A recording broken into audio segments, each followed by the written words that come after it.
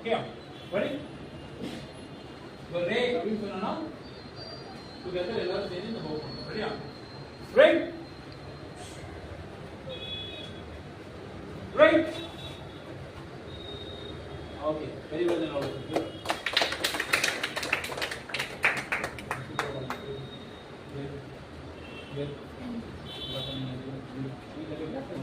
Yeah.